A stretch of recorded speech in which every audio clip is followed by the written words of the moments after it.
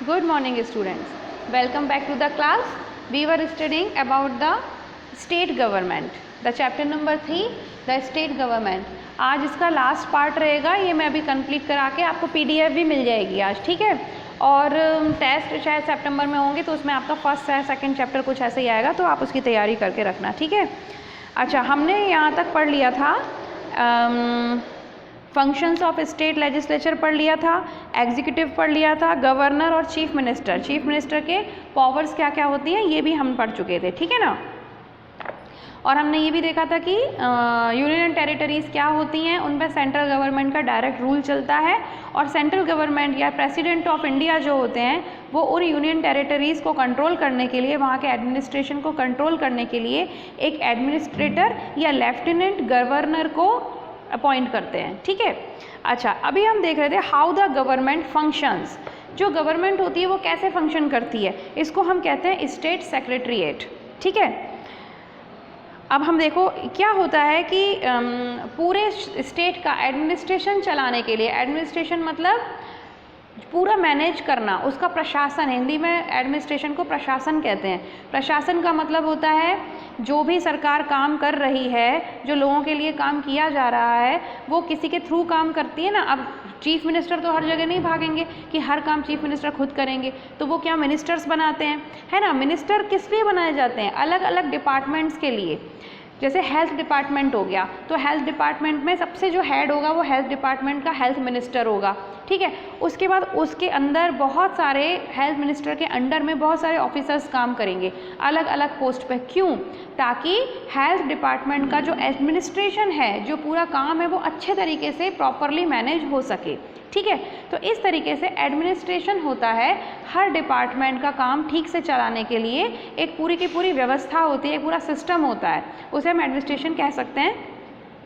तो क्या होता है ना, गवर्नमेंट के बहुत सारे मिनिस्टर्स होते हैं, हमने कल पढ़ा था। चीफ मिनिस्टर की एक कैबिनेट होती है, ठीक। अब उसके बाद फिर इसकी कैबिनेट मिनिस्टर्स की एक कैबिनेट होती है,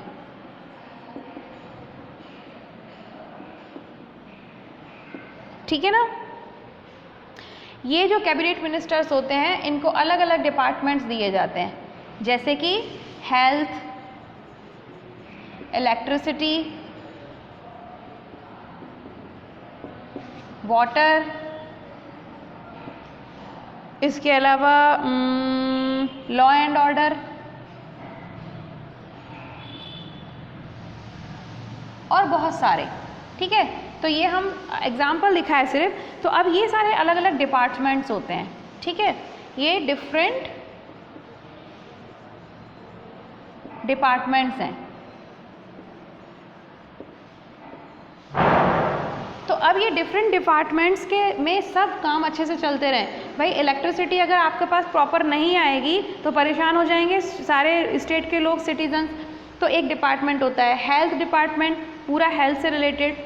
वाटर, लॉ एंड ऑर्डर, ये सारे के सारे और भी बहुत सारे होते हैं। देखो जैसे कि public work department, public work department में क्या आता है, जैसे रोड्स होते हैं, है ना, गवर्नमेंट बिल्डिंग्स होती हैं, गवर्नमेंट बिल्डिंग्स, है ना, और क्या कहते हैं,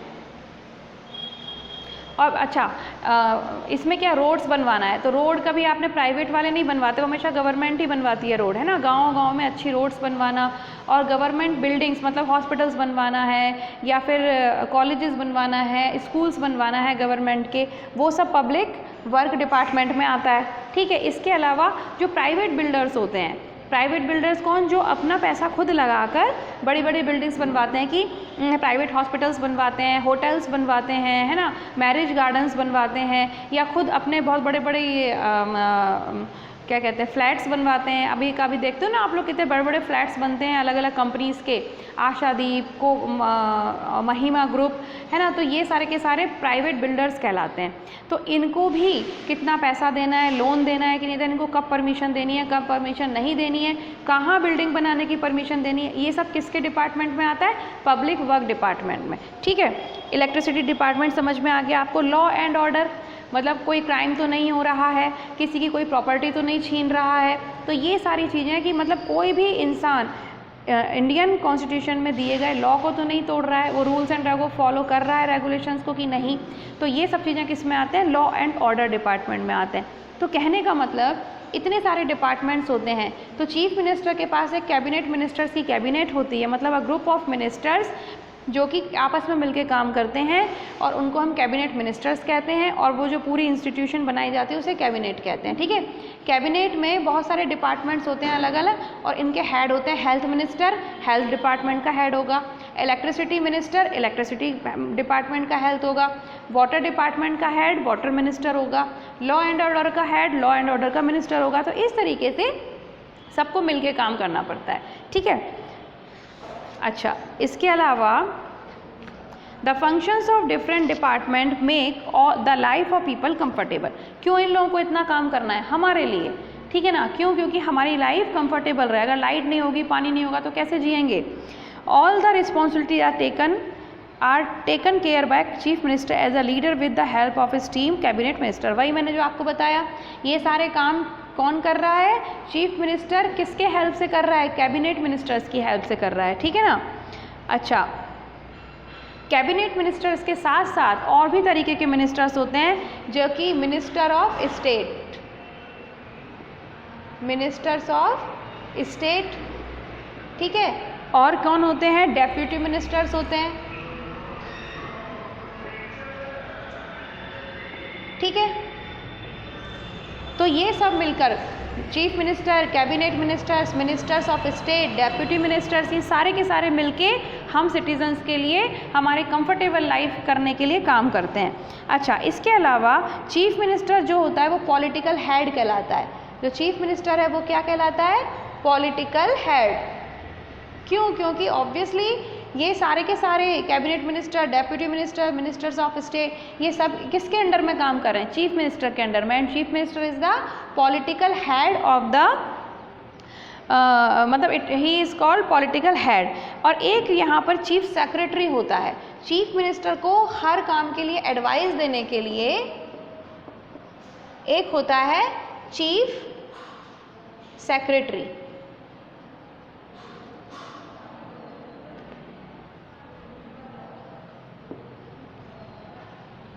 ठीक है ना, जो चीफ मिनिस्टर को हमेशा एडवाइस करता है हर काम में। ठीक, तो ये इसके साथ हमेशा रहता है। चीफ सेक्रेटरी जो होता है वो एडमिनिस्ट्रेटिव हेड कहलाता है। ये सब आपको याद करना पड़ेगा। ये क्या कहलाता है, एडमिनिस्ट्रेटिव हेड। क्यों, क्योंकि एडमिनिस्ट्रेशन से, एडमिनिस्ट्रेशन मतलब ये सब जो काम हो रहा है ना, इसे प्रशासन या एडमिनिस्ट्रेशन कहते हैं। इतनी सारी जगहों का जो पूरा प्रॉपर काम चल रहा है उसे एडमिनिस्ट्रेशन कहते हैं। और आप देख रहे हो चीफ मिनिस्टर सबका हेड है, लेकिन उसको भी कौन एडवाइस दे रहा है, चीफ सेक्रेटरी। तो चीफ मिनिस्टर तो पॉलिटिकल हेड हो गया, और एडमिनिस्ट्रेटिव हेड कौन हुआ, उसका सेक्रेटरी, जो उसे हर चीज़ में एडवाइस देता है ना। तो chief secretary is the administrative head, ये आपको याद रखना पड़ेगा। ठीक,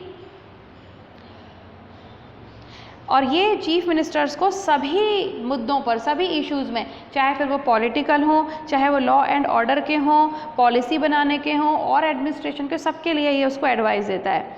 अच्छा, इसके अलावा एक एडवोकेट जनरल और होता है स्टेट में, एक और पोस्ट होती है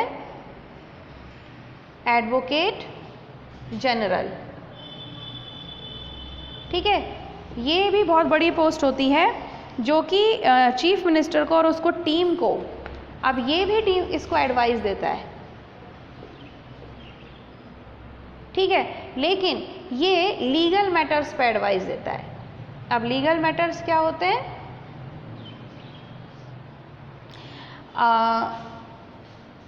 चीफ मिनिस्टर को भी और उसके कैबिनेट मिनिस्टर्स को भी एडवाइस देता है। ये भी यही करता है, ये सभी को एडवाइस देता है। ऐसी बात नहीं कि सिर्फ चीफ मिनिस्टर को ही देगा, लेकिन ये सभी को एडवाइस देता है। और ये हर चीज़ में, चाहे वो पॉलिसी बनानी हो, चाहे फिर वो हेल्थ से रिलेटेड, इलेक्ट्रिसिटी से, किसी भी डिपार्टमेंट से रिलेटेड कोई एडवाइस हो, वो सारी एडवाइस कौन देता है, चीफ सेक्रेटरी। इसीलिए उसे एडमिनिस्ट्रेटिव हेड कहते हैं। लेकिन एक और होता है एडवोकेट जनरल, ठीक है, वो भी चीफ मिनिस्टर और कैबिनेट मिनिस्टर्स को एडवाइस देता है, लेकिन वो सिर्फ लीगल मैटर्स पे देता है। लीगल मैटर्स मतलब होता है कानूनी मुद्दे। कानूनी मुद्दे मतलब जो लॉ एंड ऑर्डर होता है ना, कि भाई किसी ने कोई रूल तो नहीं तोड़ा, किसी ने कोई क्राइम तो नहीं कर दिया, कभी ऐसा ना हो कि किसी ने किसी की प्रॉपर्टी छीन ली, तो इस तरीके की चीज़ों पर एडवोकेट जनरल जो है वो चीफ मिनिस्टर और कैबिनेट मिनिस्टर्स को एडवाइस देता है। ठीक है। अच्छा, जुडिशरी, एक और चीज़ होती है जुडिशरी। जुडिशरी का मतलब क्या होता है? जितना भी आप कोर्ट और वकील और ये जज वगैरह देखते हो ना, वो जुडिशरी में आते हैं। ठीक है, तो सारे कोर्ट्स और उनमें जो अपॉइंटेड जजेस होते हैं।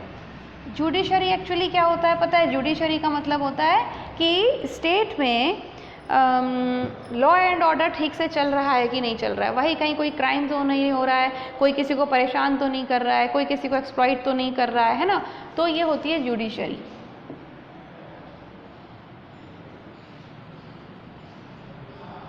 JUDICIARY। इसमें कोर्ट्स एंड जजेस जो सिस्टम होता है, कोर्ट एंड जजेस का जो सिस्टम होता है ना, वो आता है इसके अंदर। अब कैसे? जो सबसे बड़ा स्टेट लेवल पे, स्टेट जुडिशरी की अगर हम बात करेंगे तो हम देखेंगे कि जो हाई कोर्ट्स होगा, पहला जो होगा वो हाई कोर्ट होगा। ठीक है, इसके अंडर में और भी बहुत सारे कोर्ट्स आते हैं जिनको कि हम कहते हैं सबऑर्डिनेट कोर्ट्स, जैसे कि district and session courts,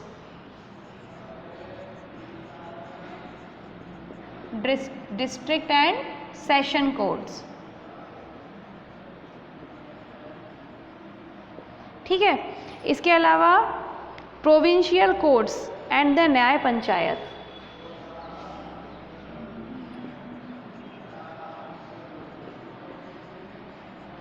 provincial courts और न्याय पंचायत। ठीक है, इनको लोकल गवर्नमेंट भी कहा जाता है।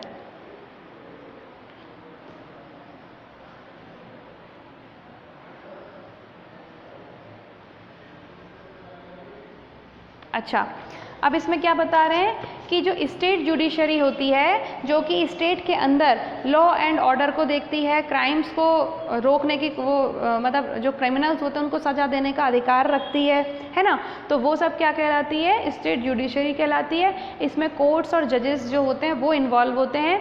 स्टेट के अंदर सबसे जो बड़ा कोर्ट होता है उसे हाई कोर्ट कहा जाता है, दिस इज़ द हेड, है ना। और इसके अंडर में डिस्ट्रिक्ट एंड सेशन कोर्ट्स आते हैं, प्रोविंशियल कोर्ट्स आते हैं और न्याय पंचायत भी आती है। अच्छा, इसके अलावा जो चीफ जस्टिस होता है, चीफ जस्टिस होता है हाई कोर्ट का, वो हेड होता है। ठीक है, और इसके अलावा बहुत सारे और भी जस्टिसेस होते हैं, जजेस होते हैं, जिनको हम जजेस कहते हैं, जो कि प्रेसिडेंट ऑफ इंडिया जो है, प्रेसिडेंट को जितने ज़रूरी लगते हैं उतने और जजेस को वो अपॉइंट कर देता है। प्रेसिडेंट ऑफ इंडिया जो है वो चीफ जस्टिस को तो अपॉइंट करता ही करता है, मतलब चीफ जस्टिस तो हेड है ही, लेकिन चीफ जस्टिस के अलावा और भी तो जजेस की ज़रूरत पड़ती होगी ना इतने सारे। अब भाई चीफ जस्टिस तो सारे कोर्ट्स में जाएगा नहीं कि सेशन कोर्ट और प्रोविंशियल कोर्ट, न्याय पंचायत, तो ऑब्वियसली चीफ जस्टिस तो होता ही हाई कोर्ट में है, लेकिन इसके अलावा अलग अलग कोर्ट्स के लिए और अलग अलग जो भी कोर्ट्स होंगे उनके लिए कितने जजेस की ज़रूरत है वो कौन डिसाइड करेगा? प्रेसिडेंट, और प्रेसिडेंट उसको अपॉइंट करेगा। ठीक है, तो इस तरीके से। अच्छा, और हाई कोर्ट में क्या क्या चीज़ें होती हैं? हाई कोर्ट क्या क्या करता है? They can issue writs, orders and directives to protect the fundamental right of the citizens of the state and it has the power to all over all the subordinate courts in the state. अब ये कह रहे हैं कि high court के पास क्या क्या power होती है? रिट एक चीज़ होती है, वो ऑर्डर कर सकता है, यानी कि आप सिर्फ इतना समझ लो कि वो बहुत सारे लॉज, बहुत सारे ऑर्डर्स निकाल सकता है। किस लिए? सिटीजन्स के फंडामेंटल राइट्स को बचाने के लिए। अगर मान लीजिए कोई किसी की हत्या कर देता है तो गलत है। क्यों गलत है? क्योंकि किसी की जान लेना आपका अधिकार नहीं है। This is this is not the fundamental right और this is the violation of rules and regulations, तो फिर कोर्ट पे अब जाना पड़ता है, पुलिस पकड़ के ले जाती है, फिर कोर्ट में जाना पड़ता है। तो असल बाद में फिर जो जस्टिस होता है वो कौन देता है? कोर्ट देते हैं अपने को, है ना। तो इसका मतलब है कि हाई कोर्ट हो चाहे कोई सा भी कोर्ट हो, उसको पहले हम हाई कोर्ट की बात कर रहे हैं, तो हाई कोर्ट जो होता है वो ऑर्डर निकाल सकता है, ऑर्डर दे सकता है कि किसी भी कारण से किसी भी सिटीज़न का फंडामेंटल राइट जो है वो टूटे ना, वो ख़राब ना हो, ठीक है।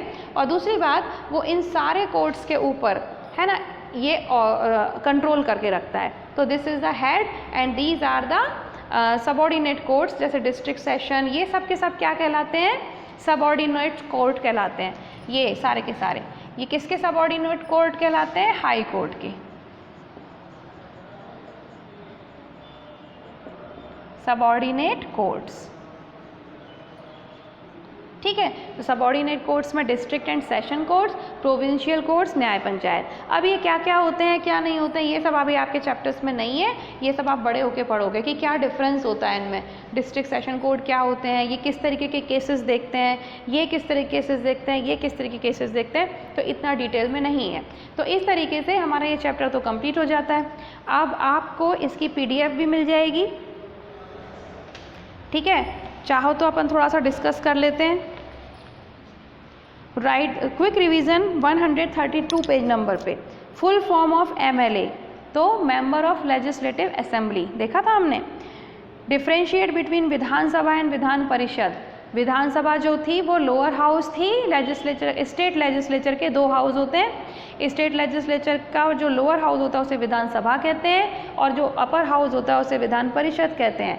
विधानसभा में जो मेंबर्स होते हैं वो डायरेक्ट इलेक्शंस के थ्रू कैंडिडेट्स जीत कर जो आते हैं, है ना, जो वोट हम देते हैं। लेकिन विधान परिषद के जो मेंबर्स होते हैं वो कौन वो करता है, इलेक्ट करता है, उनका इलेक्शंस इनडायरेक्टली होता है, ठीक है। और उनको कौन वो करता है? इस MLAs होते हैं, टीचर, स्कूल टीचर्स होते हैं, ग्रेजुएट्स होते हैं। तो विधान परिषद में जो मेंबर्स होते हैं वो इलेक्शंस के थ्रू, मतलब सिटीजन्स के इलेक्शन के थ्रू नहीं आते, उनको कौन चूज़ करता है? MLAs चूज़ करते हैं। हमने MLAs को बनाया और MLAs ने विधान परिषद के लोगों को बनाया, ठीक है। इसके अलावा स्कूल टीचर्स होते हैं, फिर लोकल बॉडीज़ होती हैं, बहुत सारे होते हैं। Who is appointed by Election Commission for supervision of elections? Election को सुपरवाइज करने के लिए, मतलब इलेक्शंस ठीक से हो रहे हैं कि नहीं हो रहे हैं, वहाँ पे कोई गड़बड़ी तो नहीं हो रही है, कोई बेईमानी तो नहीं हो रही है, लोगों के साथ कोई बदतमीज़ी तो नहीं हो रही है, ये सब देखने के लिए किसको अपॉइंट किया जाता है? Electoral, chief electoral officer. Election commission किसको अपॉइंट करता है? चीफ इलेक्टोरल ऑफिसर को, ठीक है। नेक्स्ट है, Maharashtra has by cameral legislature, this is true और फॉल्स? ट्रू। सिर्फ 5-6 स्टेट में बाई कैमरल लेजिस्लेचर है। बाई कैमरल लेजिस्लेचर मतलब जिसमें विधानसभा और विधान परिषद दोनों होती हैं, अदरवाइज ज़्यादातर स्टेट्स में सिर्फ विधानसभा ही है, ठीक है। Our representative of a constituency can become MLA, हमारी जो कॉन्स्टिट्यूएंसी का जो रिप्रेजेंटेटिव है वो MLA बन सकता है, बिल्कुल। MLA बनने के लिए ही तो वो खड़ा हुआ है चुनाव में। हमारी कॉन्स्टिट्यूएंसी में जो कैंडिडेट जीत के जाएगा वो MLA ही तो बनेगा, तो this is true. Legislative assembly has a term of 5 years, ये हमने पढ़ा था कि लेजिस्लेटिव असेंबली 5 साल के लिए होती है, लेकिन अगर सरकार ने ठीक से काम नहीं किया तो वो 5 साल से पहले भी नो कॉन्फिडेंस मोशन लगाते हैं और उनको रिज़ाइन देने पर मजबूर कर देते हैं। यानी कि विधानसभा मैक्सिमम 5 साल तक तो चल सकती है, अगर सरकार, उसके बाद फिर से चुनाव होते हैं, ठीक है। अभी हम आते हैं quick revision 2, page number 134। Who appoints governor? President. President governor को अपॉइंट करता है and governor is the head of the constitutional head of the state. Who allocates department और पोर्टफोलियोज टू द मिनिस्टर्स? जो बहुत सारे मिनिस्टर्स अलग अलग होते हैं जिनको कैबिनेट मिनिस्टर्स कहते हैं, उनको अलग अलग डिपार्टमेंट कौन देता है? एलोकेट मतलब करना, कौन उनको अपॉइंट करता है अलग अलग डिपार्टमेंट्स के हेड के लिए? चीफ मिनिस्टर, ठीक है, क्योंकि चीफ मिनिस्टर उन सबका हेड होता है।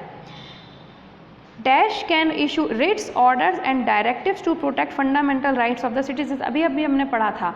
कौन करता है ये? जुडिशरी। जुडिशरी मतलब जो जुडिशरी में हेड कौन है? हाई कोर्ट, स्टेट लेवल पे, है ना। तो स्टेट जुडिशरी में जो हाई कोर्ट है वो रिट्स, ऑर्डर्स और डायरेक्टिव्स इशू कर सकता है। किस लिए? सिटीजन्स के फंडामेंटल राइट्स को प्रोटेक्ट करने के लिए। The minister of state is the administrative head. No, administrative head तो कौन है भाई? एडवाइज़र, सेक्रेटरी है ना। Chief secretary is the administrative head. So this statement is false. Dash department looks after roads and government buildings. ये public work department, अभी मैंने पढ़ाया था, पब्लिक वर्क डिपार्टमेंट जो होता है वो रोड्स और गवर्नमेंट बिल्डिंग जो होता है उनके काम को देखता है। अब हम एक्सरसाइज में अगर आ जाते हैं, what is the tenure of member of Vidhan Parishad. Vidhan Parishad के जो मेंबर्स होते हैं उनका टेन्योर, टेन्योर मतलब होता है कार्यकाल, वो कितने दिन तक काम कर सकते हैं, उसके बाद फिर वो रिटायर हो जाते हैं 6 साल तक, ठीक है, तो 6 year. Which of the following is not a subordinate court. कौन सा कोर्ट सबॉर्डिनेट कोर्ट नहीं है? सबॉर्डिनेट कोर्ट में हमने ये तीनों देखे हैं, इसमें लिखा है डिस्ट्रिक्ट कोर्ट है, प्रोविंशियल कोर्ट, न्याय पंचायत और हाई कोर्ट। तो हाई कोर्ट सबॉर्डिनेट कोर्ट नहीं है, हाई कोर्ट तो इनका हेड है, तो answer is high court. Who is the constitutional head of the state. Constitutional head of the state कौन होता है? गवर्नर। पॉलिटिकल हेड कौन होता है? Chief minister. एडमिनिस्ट्रेटिव हेड कौन होता है? Chief secretary.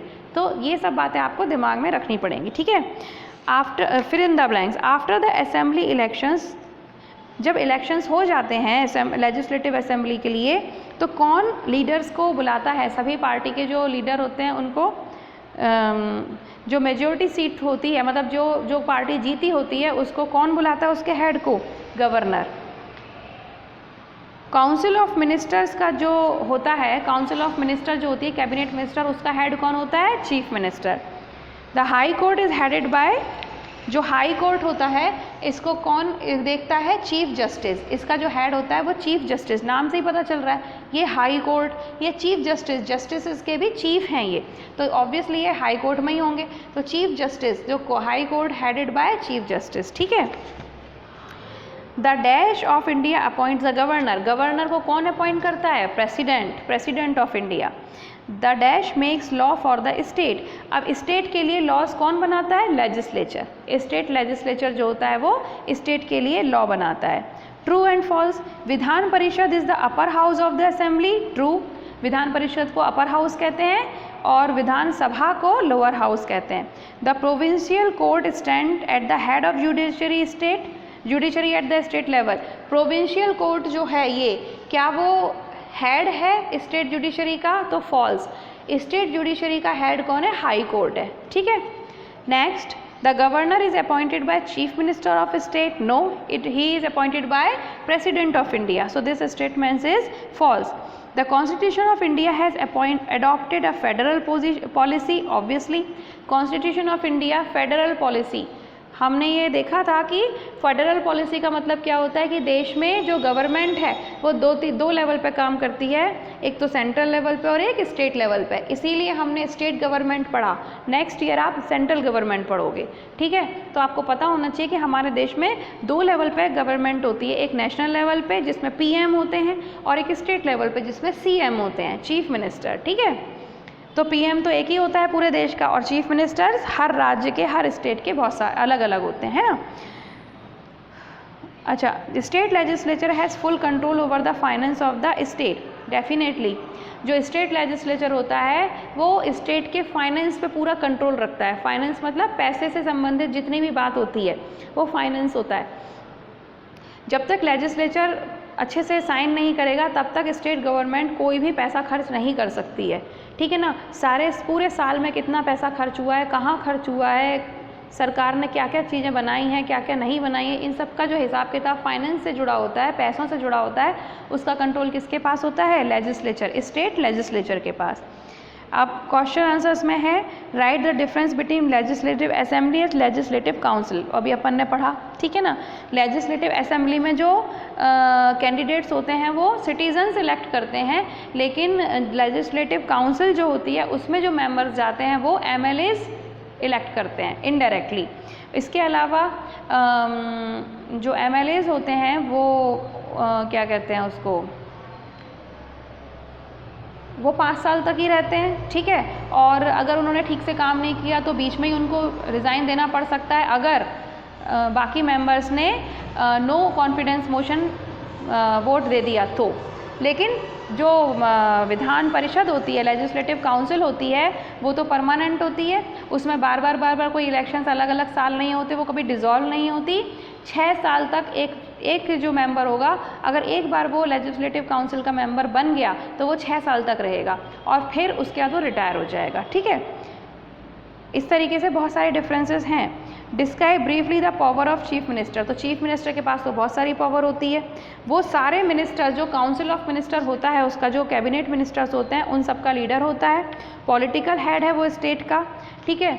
वो जो मिनिस्टर्स होते हैं उनको सभी डिपार्टमेंट एलोकेट करता है, उनकी मीटिंग्स बुलाता है, ठीक है। मेजॉरिटी पार्टी का लीडर होता है और कैबिनेट टीम का जो भी कैबिनेट के मिनिस्टर्स काम कर रहे हैं सबको किसको रिपोर्ट करना पड़ता है, चीफ मिनिस्टर को। और अगर कहीं ज़रूरत होती है तो वो अपनी एडवाइस देता है अपने बाकी मिनिस्टर्स को और डिसीजन भी लेता है फाइनल। अगर कहीं कन्फ्यूज़न है मिनिस्टर्स को, कैबिनेट मिनिस्टर्स को, तो चीफ मिनिस्टर उनको डिसीजन देता है और उसका डिसीजन माना जाता है। इसके अलावा चीफ मिनिस्टर जो है उसके ही ऊपर पूरे स्टेट की रिस्पॉन्सिबिलिटी है, पूरी स्टेट गवर्नमेंट की रिस्पॉन्सिबिलिटी होती है। लेकिन अगर असेंबली में नो कॉन्फिडेंस मोशन पास हो जाता है किसी कारण से, तो चीफ मिनिस्टर और उसकी पूरी कैबिनेट मिनिस्टर्स जो उसने बनाई होती है अपनी टीम मिनिस्टर्स की, उनको उसी वक्त इस्तीफ़ा देना पड़ता है, रिज़ाइन देना पड़ता है और गवर्नमेंट ख़त्म हो जाती है उसकी, ठीक है। इसके अलावा what does chief secretary of state do. Chief secretary क्या करता है? चीफ सेक्रेटरी हमने देखा था, he is the administrative head of the state और वो चीफ मिनिस्टर और कैबिनेट मिनिस्टर्स को सभी मामलों में, पॉलिसी में, लॉ एंड ऑर्डर में और बहुत सारे एडमिनिस्ट्रेटिव इश्यूज़ में एडवाइस देता है, ठीक है। What does judiciary at state level consist of. State level पे जुडिशरी किस किस से मिलकर बनी होती है? तो judiciary at state level consist of high court and subordinate courts in which district and session court, provincial courts and न्याय panchayat are involved. There is a chief justice and various judges which are appointed by the President of India are also included in the judiciary, state judiciary, ठीक है। Next right a note on Vidhan Sabha, कर लोगे। What are the functions of state legislature. State legislature के क्या क्या functions हैं हमने देखा था। स्टेट लेजिस्लेचर के जो फंक्शंस थे उसमें सबसे पहले तो लॉ मेकिंग था, ठीक है ना, वो लॉ बनाता है और जो भी आप शायद आगे पढ़ोगे, नेक्स्ट ईयर पढ़ोगे कि कॉन्स्टिट्यूशन में 3 तरीके की लिस्ट बनाई गई होती हैं, स्टेट लिस्ट, सेंट्रल लिस्ट और कंकरेंट लिस्ट। तो स्टेट लेवल पे जो काम किए जा सकते हैं, मतलब स्टेट की जो गवर्नमेंट है उनको एक लिस्ट दी जाती है कि भाई आप इस इश्यूज़ पर ही काम कर सकते हो, और कोई जैसे कि डिफेंस का काम होता है या बाहर के देशों के साथ, फॉरेन कंट्रीज़ के साथ हमें कैसे रिलेशन रखने हैं, ये सब स्टेट गवर्नमेंट नहीं करती, इसकी चिंता सेंट्रल गवर्नमेंट करती है। तो ये स्टेट लिस्ट एक दी जाती है जो कि स्टेट गवर्नमेंट को दी जाती है और स्टेट गवर्नमेंट सिर्फ उस लिस्ट में जो दिए गई चीज़ें हैं उन्हीं में काम करती है, उन्हीं इश्यूज़ पे काम करती है।